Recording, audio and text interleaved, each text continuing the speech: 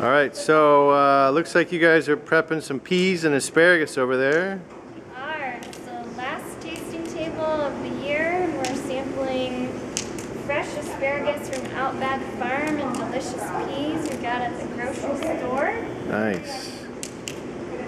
It's fun to expose the kids to vegetables. Yeah. So how has the reception been to different fruits and vegetables this year? Overall, I'd say they've loved it. We had marginal takers on mushrooms initially, but it was a big success. And we're going to come back next year with a new menu of new foods for them to try. And I would say everything got tasted. We never left a school with lots of leftovers, so that was a good sign. Fantastic. So I'm curious what it is that motivates you moms to come and help out today. Just to help and help the school and expose the kids, like Molly said, to new tastes. And my daughter was excited about tasting tables today, so I decided to come in and help. Fantastic. Great. And is there a hope that some of this delicious fresh produce could find its way into the actual lunch menu at some point? We would love to see the tasting table serve as an introduction to these foods, and then the cafeterias serve them throughout the year so that the kids can get additional exposures to the food. So that's a partnership that we're exploring ongoing, and hope someday to have all of these tasting table foods offered regularly on the menu.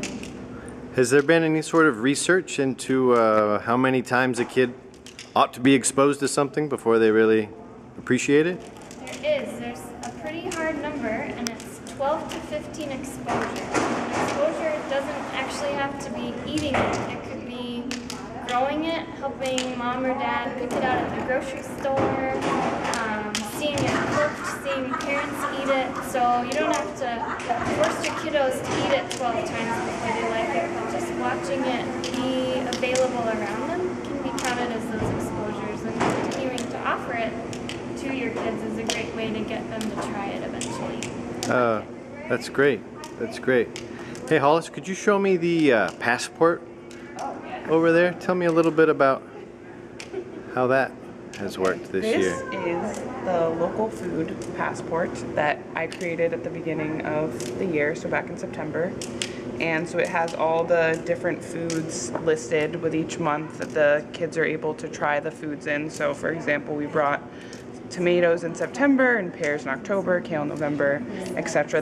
This month, May, we're doing both peas and asparagus because it turns out that June goes by way too quick in the school system, so we said, why not present the kids with two different foods at once, and that has actually worked out really well so far. Great. And then you open up the passport, and the students have a chance to track what they thought about the different fruits and vegetables and just kind of get them thinking about the experience they had instead of just having an experience and not really taking it in. So it gives them the chance to reflect a little bit. And so we presented these to all of the teachers at the schools in the hopes that they would go over them with their students, and many of the teachers have actually used them, and so that's been great. But hopefully they will be better utilized next year. That's the hope.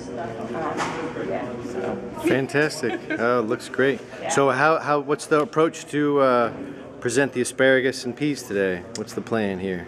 Well, we snap up both the asparagus and the peas into smaller pieces to make it easier for the kids, and also it's helpful when they try smaller pieces because we found that when they're given big pieces it can be kind of intimidating, and so they can take small bites and then say, oh, I do like this, or in case that they don't like it, it doesn't waste as much of the food, and so that helps out too. And so we're snapping up the asparagus and then de-stringing the peas. And great. So will they be served raw, or?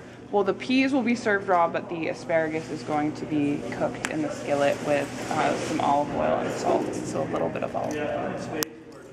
Fabulous. Each time the kids try a food, they get a sticker that says I tried it, which is a nice reward system, and hopefully they And it says Yolo Probe because we have the Spanish sticker as well. Parents ask them, what did you try today? And the conversation continues out loud.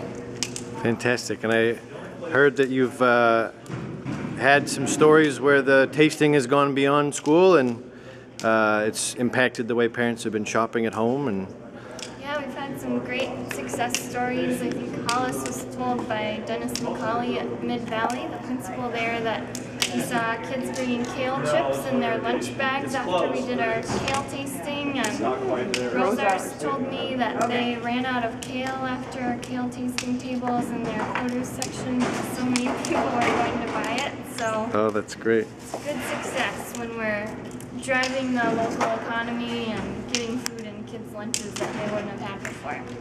Fabulous. Well, nice work, you guys. Well, kids are about 10 minutes away, right? So I'll let you guys get busy and see how it goes today. Thanks.